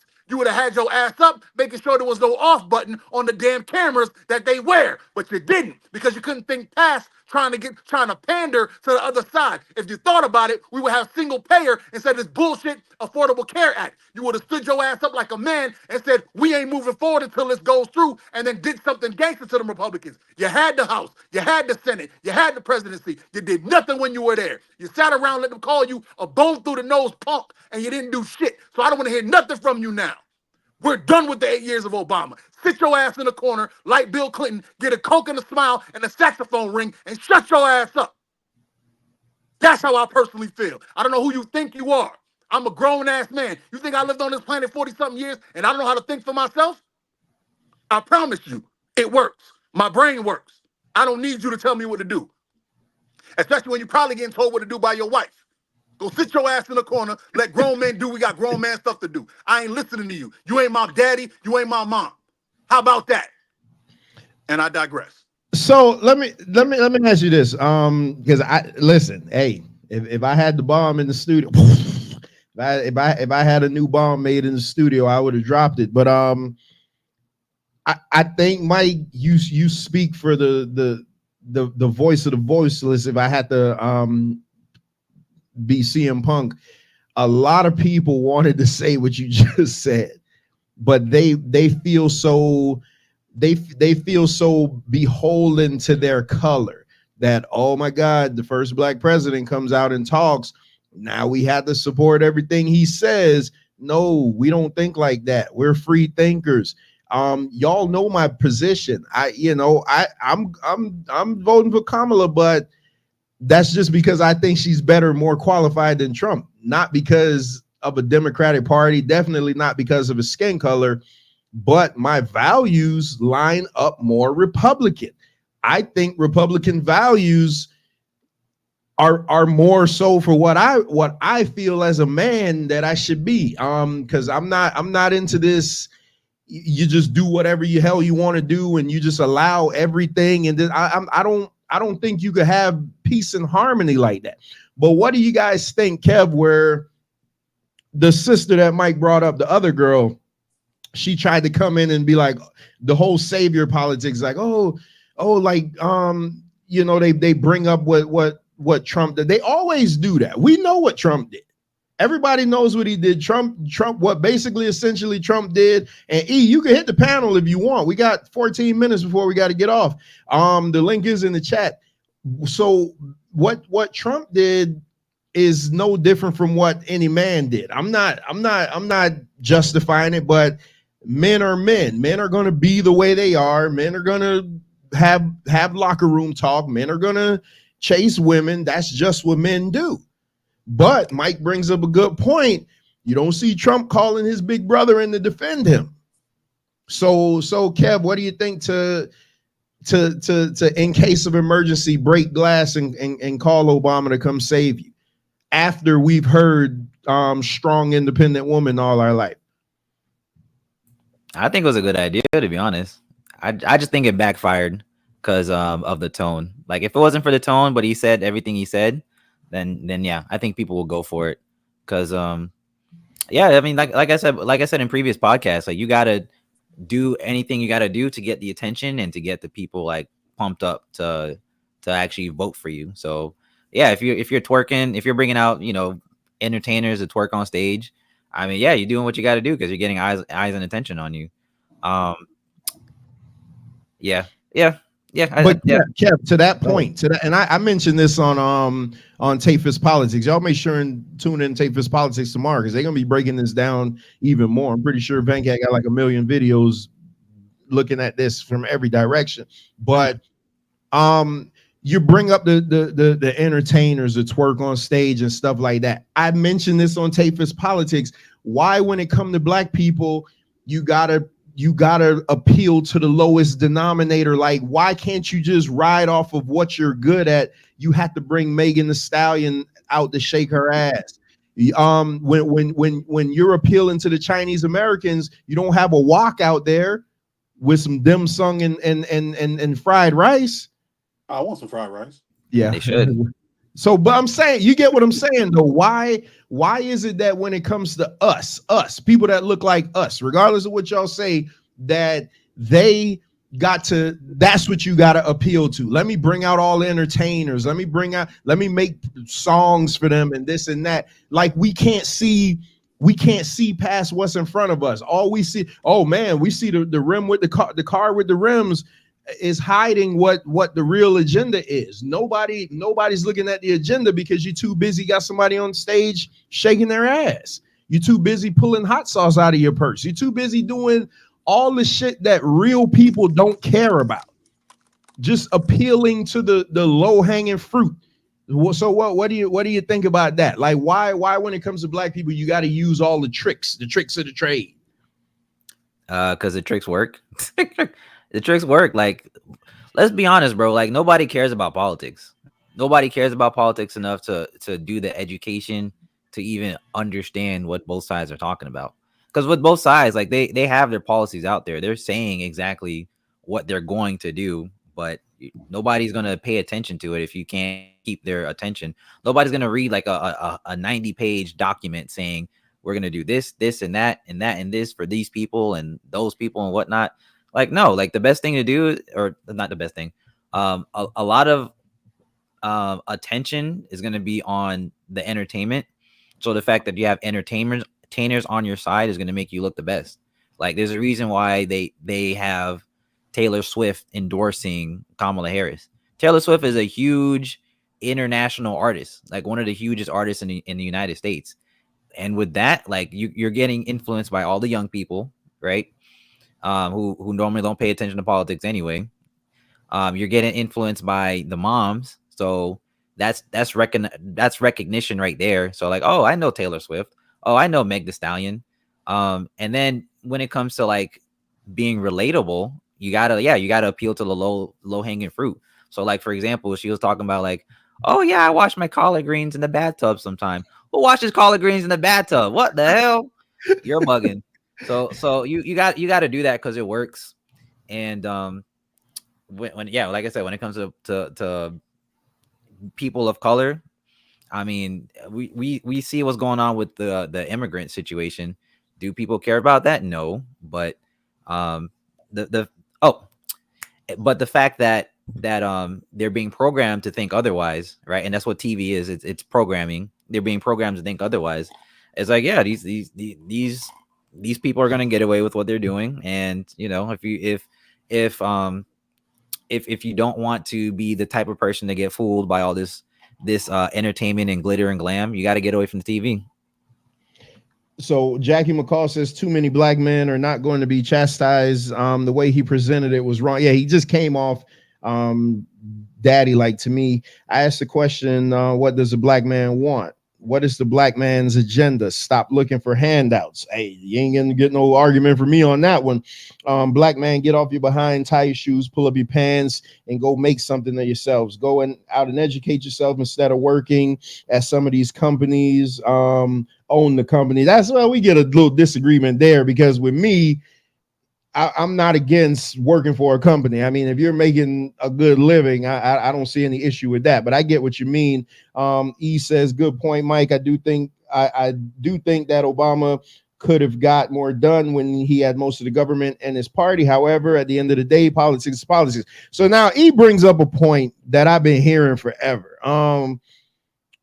Let me go back to it. So if shout out to MD in the building. Oh God, MD. He peeped his ear in when we started talking about this one. Hey, hold on.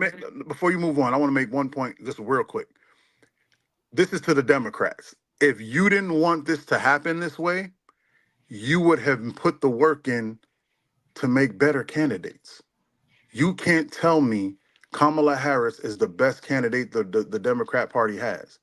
You can't tell me that. The Democratic Party looked like the WWE when Vince was in charge.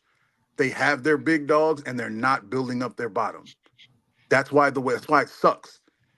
I promise you, there are other. You know what? Let's keep it a buck. There's that one black woman that made fun of this. She's like, we don't like fake bleach blonde, bottom built heifer. Remember that chick? Yeah. I would vote for her before I would vote for Kamala.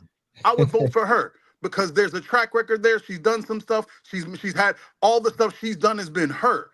Everything Kamala has done out in the public has been behind a man.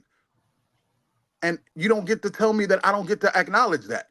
And I promise you, if she wasn't just another centrist, she might have somebody behind her might have us want to be behind her, but she's just another centrist. She's just another Clinton, Obama, Biden, just another crony in the centrist, non-progressive manner. You don't get to if you want me to be excited about your candidate, make them an actual progressive, because you haven't been progressive since Jimmy Carter. Y'all haven't been you're supposed to be the progressive party. You haven't been progressive since Jimmy Carter. It's pathetic. Republicans are doing their Republican thing. They're going so far right. They got so far right that they got the part of their party that the right looks at is like, good Lord, what's wrong with these MAGA people? That's how right they're going. You guys are not going left. You're sitting in the middle, riding the fence like bisexuals, wondering why nobody's excited to see you, because we don't know what you stand for. Grow up. Be better. You don't expect me to leap and jump to your candidate just because the other side is a piece of shit. That's what they expect. They want us to jump on them because we see the other side is trash. And don't get me wrong, it's working, but what else can black people do but withhold their vote? That's all we can do to make you be better. Be better. You're pathetic. I'm sorry, sir. Go ahead.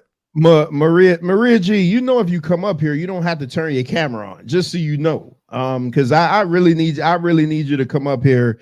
Obama sounded like Oprah scolding the audience. So all right, so wait a minute. At least minute, Oprah gave you a car. Yeah. So MD chimes into my lowest common denominator comment, because this is MD. That's what he does. So he says UFC, Lee Greenwood, Bitcoin brothers. It's just as much pandering on the other side. But look at what you said though.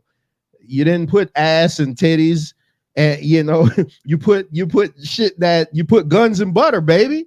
You put the real stuff. Like you put stuff that people want to hear about. You're talking about crypto. I don't know this Lee Greenwood fella. UFC.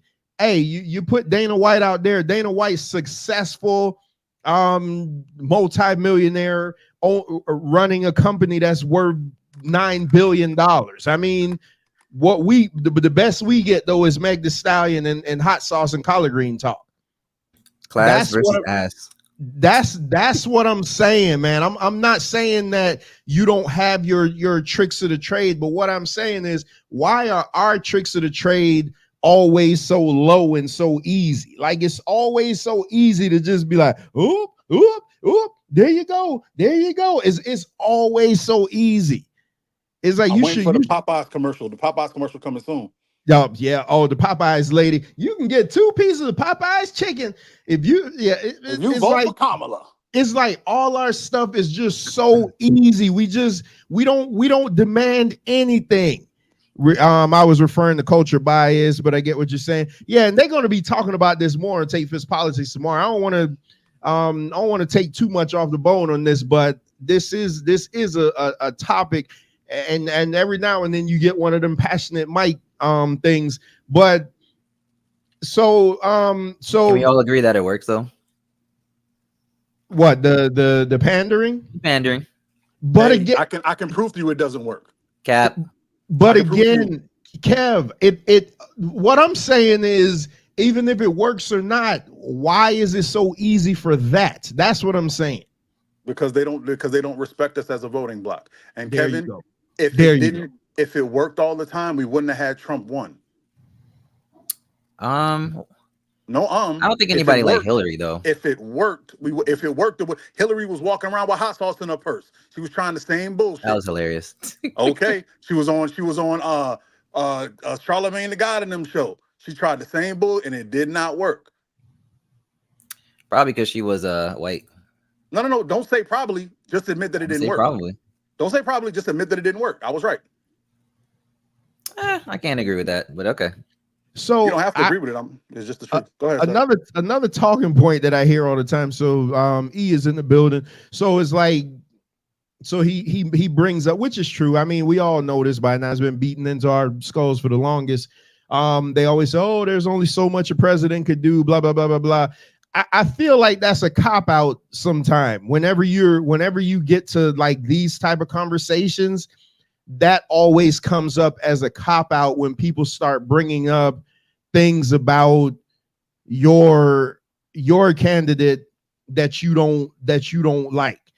So like if Mike is pushing somebody and then I'm like, nah, bro, but this and that, then he gonna bring out, well, under Vince McMahon that they still had Bobby Lashley as champion. I'm like, yeah, but look at what's going on now, so I feel like that's a cop-out sometimes. And then another thing that I hear, and I love Ricardo, man. That's my cousin and everything, but we had this conversation on TFP where it was like, oh, if somebody says, so they're basically like a non-vote for Kamala is a vote for Trump. So like if you vote for somebody else on the ticket, and I heard this on another show I was listening to, that the guy was saying like, hey, I'm voting for such and such, and they were like, and then the person was like, well, that's just a non-vote for Kamala, and he was like, so what?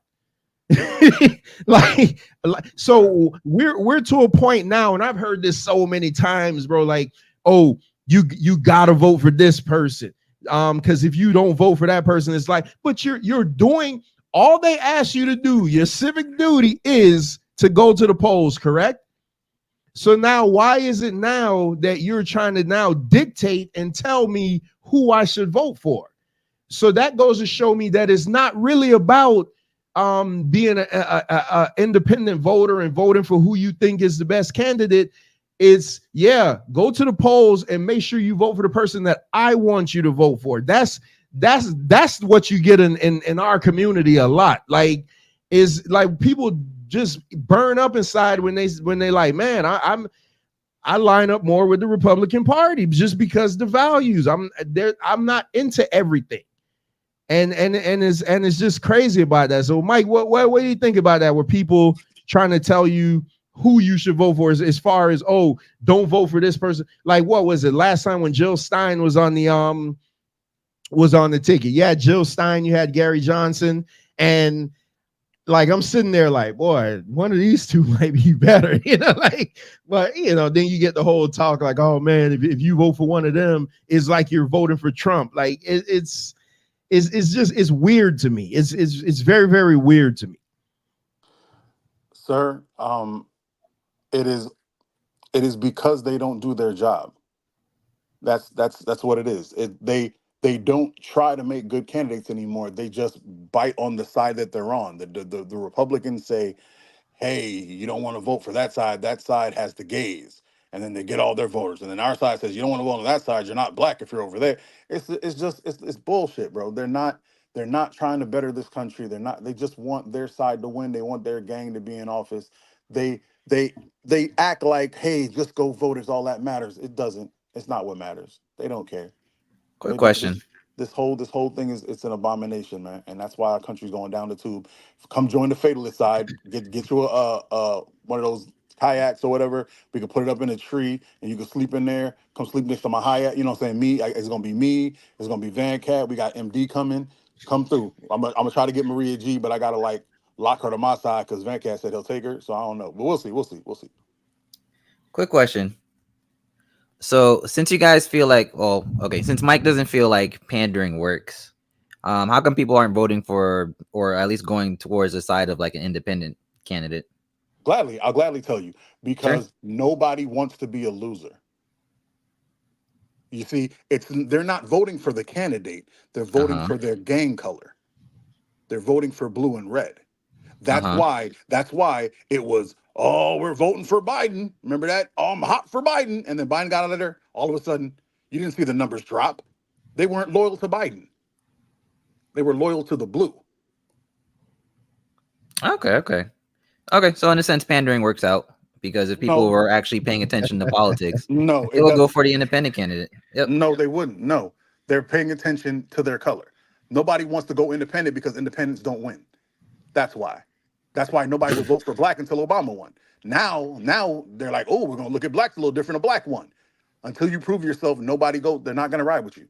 That's why poor Bernie had to try to look like a Democrat incumbent. He had to look like he was on their side, because it doesn't work. Pandering doesn't work. If pandering worked,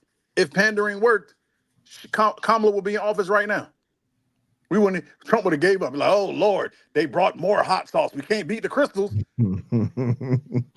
Hey, that Texas Pete be hitting hard too. You feel me? That Texas Pete thicker too, boy. Woo. You know what's a good hot sauce? It's a Cholula. It's like a Mexican hot sauce. Oh my goodness. Hey, Mexicans know about the heat, boy. Man, top 10 hot sauces that you put on fried chicken coming up on the Straight Talk. Black P. That was the blackest thing I've ever heard. That was blacker than Draymond Green. Good so Ricardo says a non-vote is definitely a vote for Trump. See, Ricardo, that would only be if you felt like Trump was going to overwhelmingly win.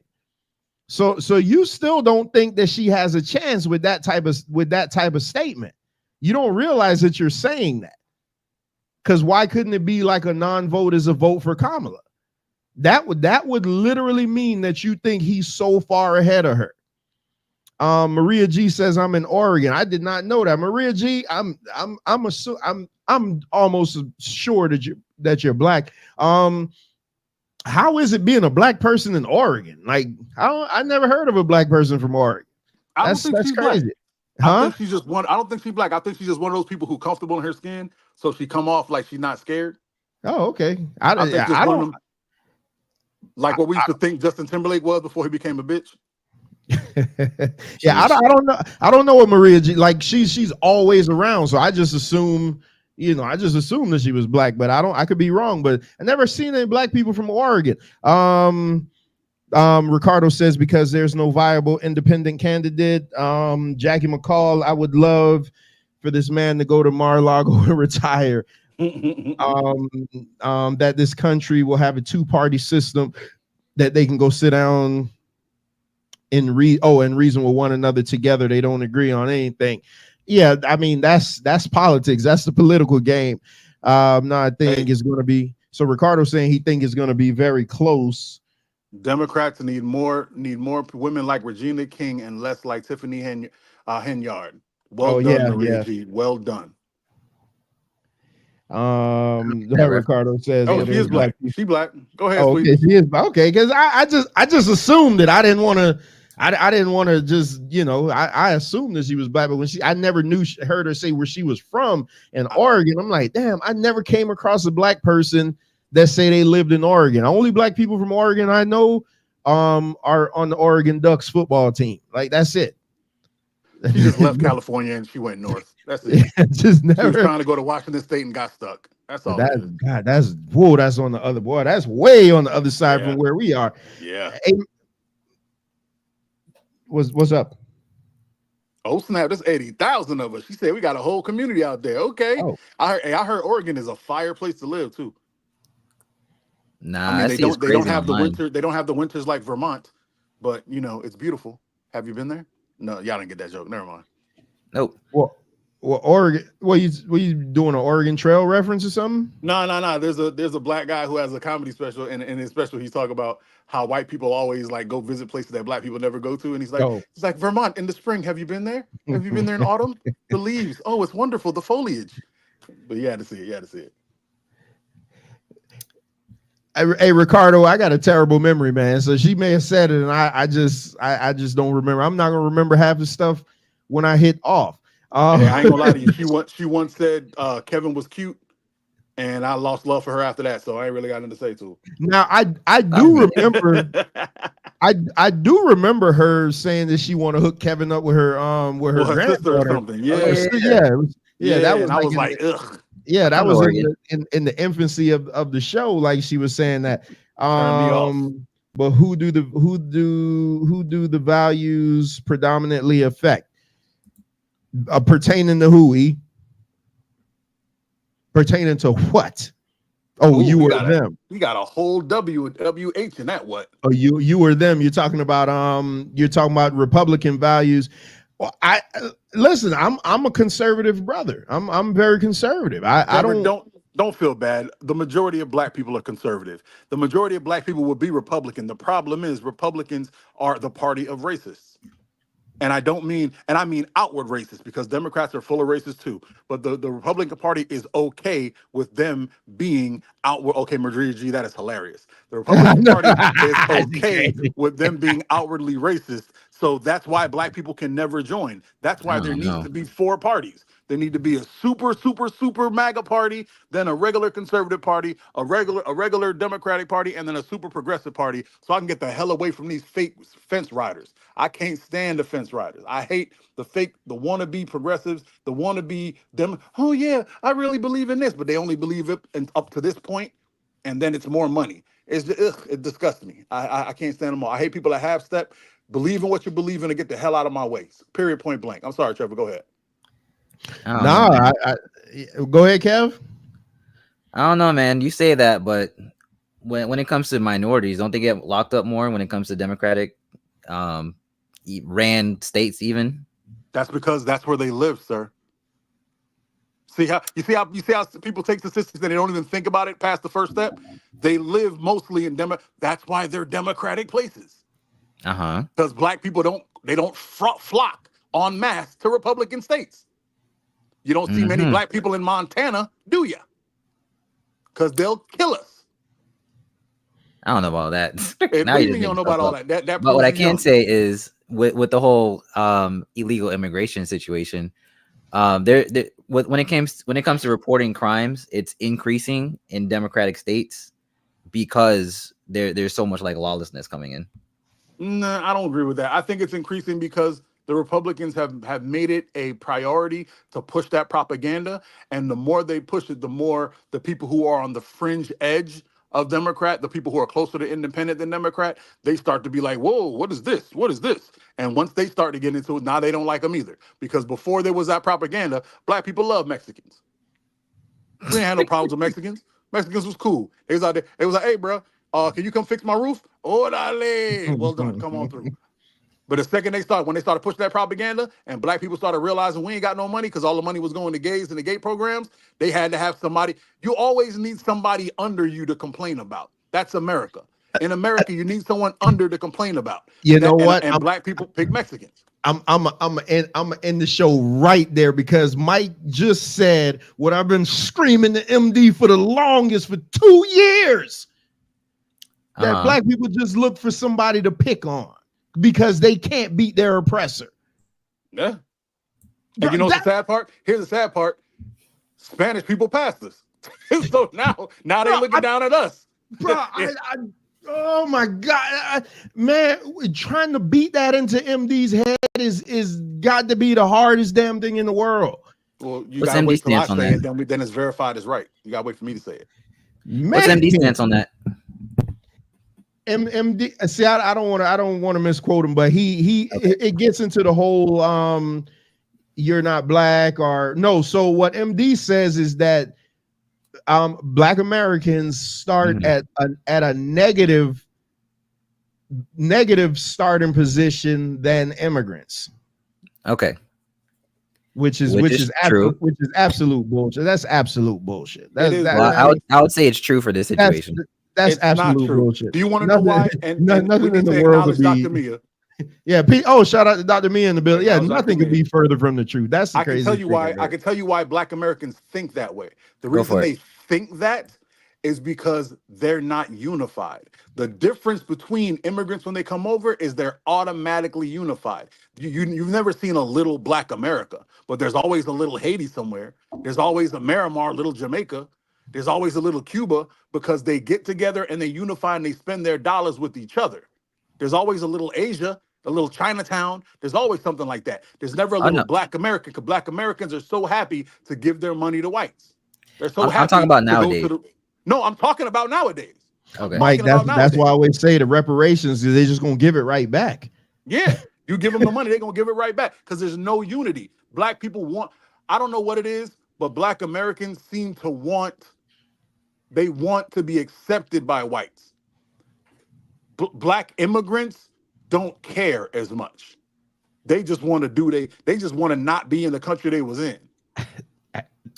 You hear that, MD? You hear that, MD? You hear that? At the same time, yeah. The immigrants nowadays are getting a lot more benefits than someone who's working here. Show me where. Because on Tafis Politics a few weeks ago, I actually brought out the stats and nobody could refute it. So show me where. I didn't even see the stats, and I guarantee you, poor white people are getting all the benefits. I ain't even see the stats. You know who the biggest welfare recipients are, right? White people in the center of America. Well, they're the majority, so. So your number only works when it comes to that, huh? Mm-hmm. Correct. So, for example, I just Googled it. I could be wrong. I got to read everything, but it says TPS, so temporary protected status people. So people who come here from like Haiti or Cuba, yeah, they can apply for Social Security. Black Americans can't? Black Americans, not if you're under 65 or disabled. Yo, something wrong with Kevin. Kev, what are you talking about? Kevin just Social Security, like a payment. You can't get Social Security before you're 65. That's what I'm saying. People who are TPS can get that. So, for example, like I said, my cousins who are Haitians who qualify for that status, TPS, are able to get Social Security before 65, and or if you're not disabled, is what I'm saying. It's not the Social Security that you're thinking, Kev. It's basically like a welfare payment. It's not. Yeah, Dr. Mia is even telling or that's SSI. not right. That's not right. It's like a fund that's set aside. It's not Social Security that we're paying into for working. That's not it's supplemental security income, Negro. Oh it ain't my Social God, Security. Kevin, man. I knew I just That's had to coming look it from up Social myself. Security. What are you talking about? That's No, why it's not. Social Security is money you pay SSI? into. No, it's money you pay into. Money. Social Security is SSI that you pay into to get back when you're old. Supplemental security income is different. That's benefits you give to TPS aliens. They're not the same thing. Bro, that's why I don't be that's why I don't like to argue with people, man, because they come up with these things, and the minute I say give me a source, they're like, oh shit, no, I don't know. Bro, you literally said that TPS recipients can get a benefit that working Americans have to wait until they're 65 or 67 now to get. You literally just said that. But you know what? They have the same name, so it has to be true, right? Because I went to BCC in Brevard County Community College, but I also went to BCC in Broward Community College. But they're the same letters, so they're the exact same thing, right? Man, you know what, Mike? Go ahead and make a bet so I can prove you wrong, so I can make some more money. And you know what? That was funny. And I think the BBC and AEW means something totally different than the BBC that we know about. So hello. Well, it comes from Social Security, so I don't know what you want me to say. Sir, I'll read it for you so you can hear me, because I just read it. Let me bring it back up. It's literally, and this is from SSI. This is from them. The Social Security Administration has published a final rule implementing an INA provision that prohibits aliens in temporary protective status from being eligible for SSI, as in Social Security, but they are eligible for supplemental security income. Not the same thing. They're not eligible for it. Not the same thing, sir. Fair enough. Reading is fundamental. Reading rainbow. You weren't allowed for that, boy. Go sit down. You know what, Kev? This is the best time as ever to use it, man, just because of what you just said. Shut the fuck. Shut. Did I say no? Oh shit. Say it again. Say something else. Oh, say something else. Say something else, nigga. Wow. Hey man, if I'm thinking that, I'm sure there's other people who think that too. So, and that's why y'all need a mic. That's the problem. That's the problem, man. Hey man, fellas, we hit that hour and a half mark. Fantastic show. Hey, y'all go check out that top 10, man. And he left a couple off that I would have put on, but it's not my list. Fantastic, nevertheless. And it's funny because a lot of those movies he brought up, I didn't stop every time they come on, with the exception of the Will Ferrell ones. You got to stop for like 10 minutes at least and watch them. I have a channel on my Fire Stick that's dedicated to nothing but American Pie. That's all it does is play American Pie 24 hours a day, all day. So any random time I could just click in and I'll be watching American Pie. I love American Pie, man. Just one of the best white shows ever. You know what? I'm gonna say something else, man. But Kev, man, great show, man. Y'all go give us your closeout so I can get out of here. I may be coming back later to do a 5 count. I want to see if I could do it in 5 minutes though. That may be a little tough. But Kev, go and give us. Kev, go and give us your closeout, and then I'm gonna ask you a question afterwards. Oh, okay, so you want me to wait? All right. Well, yeah, good show. I'm gonna end it with this. You guys stop watching porn. Stop beating your meat. Ladies, same thing. Stop playing with the keyboard. Stop playing with the piano, because you're gonna desensitize yourself, and then you're gonna look at your husband like, "Oh, why can't you handle the business?" Well, because it's like I got competition with a damn vibrator and a damn TV remote. So, yeah, that's my thing. But good show, guys. Good seeing you. So, Kevin, let me ask you: I'll go for Is it. the Earth flat? Yes, it is. Don't you dare start. All right, yes, the Earth is flat. We're under a dome. There's no such thing as a sun outside the planet. Yes, outside the planet. The sun is actually within the dome. Yep. You know what's so sad about this? I've already destroyed the majority of the thoughts he had about this, but he just don't want to let it go because he's stubborn. No, he didn't. Yeah, I did. I killed him with the horizon. Kev, I'm gonna send you a video from Dr. Dave, And I want you to watch that video. And if after that you think that it's still flat, then I want you to do a presentation on it. I can't do a presentation. I'm still learning, but I'll definitely watch it though and give you my opinion. Yeah, I'm gonna send you the video. I got it in my archives, man. But great show, man. Hey, listen, man. I did not expect what the talk that we had in the beginning, but hey, it is what it is. That's the beauty of this show. We didn't get into the topic of the show. We'll get into it next week. That means you have to come back to hear it. Do the rules of the game? Do the rules change once she gives up the box? That's self-explanatory. Wayne sent me a video. I thought it was great, so I want to discuss it. We'll discuss it next week. Mike, go and give us your closeout so I can get out of here. I gotta write that answer down because I have a great answer to that question. Thank you all. Thanks the whole chat for being here. Thank you for hearing my top 10. Thank you for giving me the next top 10. I already have 6 of the spots filled. If you know my WhatsApp or you know me personally, send me what you think the best stand-up comedies of all time are. We're gonna do this one for Maria G. Holla at your boy E. Lewis. Hit me. Let me know what statement you're talking about. You got to be more specific, sir. I say a whole lot of foolishness. It just all happens to be right because Mike is right. Thank you kindly. Nah, he was on point tonight. Yeah, well, especially with the Obama stuff. He literally said, I bet you anybody that hears that collectively, like, damn, bro, I've been wanting to say that shit forever, man. At the family picnics when everybody trying to make him seem like he was the savior. I really wanted to say this. Hey, Patrice O'Neal said it best. We would have been against Obama if white people wasn't so hard on him. If they wasn't so, no, we don't like him with the boot. We'd have been like, he doing some stuff we don't like, but we got to stick up for him because y'all acting too stupid. If y'all would have calmed down, we could have joined y'all and been like, man, this was foolishness. But nah, white people just white people. If you want to see any better illustration of that, just look at the second term. The turnout. The turnout was terrible. The turnout was terrible, man. But all right, fellas, man. I wish Wayne. Well, I wanted to hear what Wayne had to say about it because I knew he was going to say mommy politics. I really just wanted that mommy politics drop, but nevertheless, man, I'll get Wayne's views in the chat, man. But great show, fellas. I know Mike got to do homework. Kev, no, I'm good. I'm good. Go and study up on schedule was fire. Yeah, God, I wish I could work a schedule like that, man. That's got to be the greatest thing. Kev, go and get your go and study up on the Bible, man. Study up on that book, man. Me and you we got a conversation we got to have. All right, shalom, brother. Shalom, chat. Shalom, all right, Mike. Shalom. Hey, you were not. I meant to say that you're not Jewish.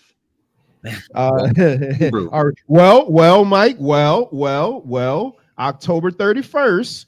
Let me see. October 31st. I have a brother coming on that begs to differ. Let me see. And Kanye. naturally I don't have it in the studio, but October 31st, I will be doing an interview with a Hebrew Israelite named Ashrakah, the leader of Fire of God. And I'm gonna put him on the hot seat, man, because I could only imagine the things that he's gonna say. So it's gonna be fun. It is really gonna be fun. Peace to Simply 1985. Peace to you. The world is round, but space is nonsense. So I don't want to get into the flat earth thing because I'm pretty sure he's going to get into it come the 31st, but there's too many factors against the earth being flat, but the earth obviously isn't a perfect sphere. It's more egg shaped. But nevertheless, see, Keela just dropped the link to it in the chat. This Thursday, I'll be Eddie Israel will be on doing a presentation about holidays that's keeping you from God. Kev, you might want to tune into that, especially on your journey. Jackie McCall will be here next week, man. I can't wait for this one with Jackie McCall. Tell all your preacher friends, should preachers be paid to preach the gospel? That is the question that Jackie McCall is asking you.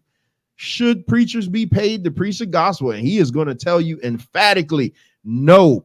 Fellas, it's been my pleasure. We got to get out of here. 7:30. Oh, that's great, man. Man Talk Monday. I hate it, by the way, but I know y'all need it. Go ahead.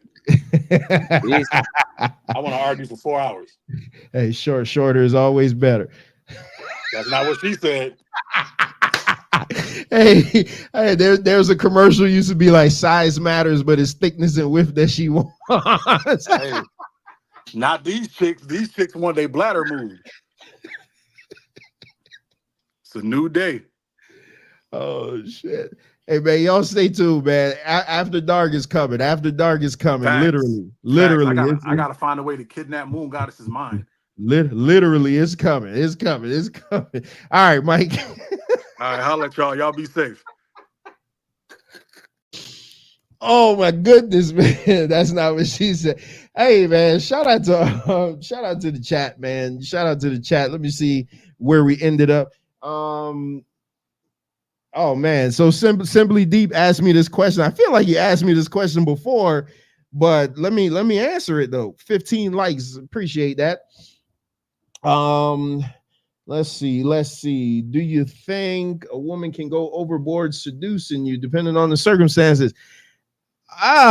Man, it depends what you consider overboard. I don't think I don't think there is an overboard. I mean, you know, I think we should explore. You know what? I'm gonna leave that for Mike and Ricardo when they do After Dark. But me personally, I don't think they can go overboard. Like they're trying to seduce you. Now, if it okay, well, no, let's put it this way. Is it well, man? Mike says women aren't great at seducing anymore. So that's kind of where I was getting. So if you're talking about your woman or a woman, a heart attack is overboard. Y'all crazy as hell. If you're talking about your woman, then no, I don't think so. But just some random chick that's just trying to get with you and you're not really showing her any mind, then yeah, this shit could be a little much. Dr. Mia says a heart attack is overboard. Hey man, shout out to everybody that came through, man. Like I said, I may come back later to do the Monday Night Raw recap. I want to try to change that up and do that in 5 minutes or less. I'm not sure if I'll be able to do it, but I do want to try. I've been working with some things to try to tweak a little bit of things. Man, y'all go check out the beginning of the show if you didn't check it out, man. Mike's top 10, phenomenal top 10. Check out the conversation that we had to start the show. Absolutely not planned.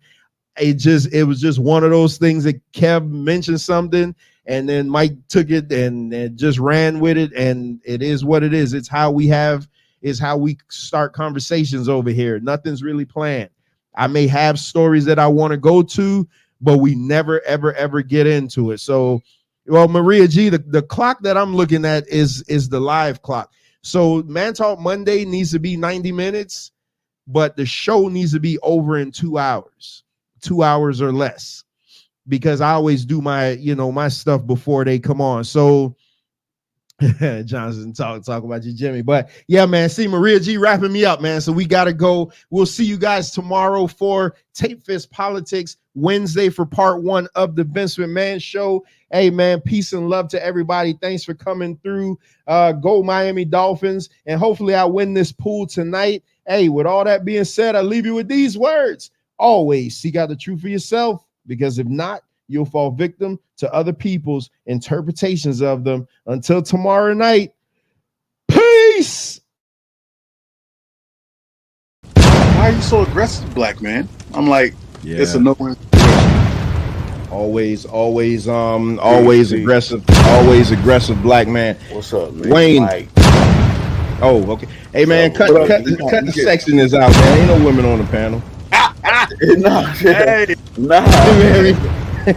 Man, we on here talking all sexy. He just goes on. He just went off on you like that just for no reason.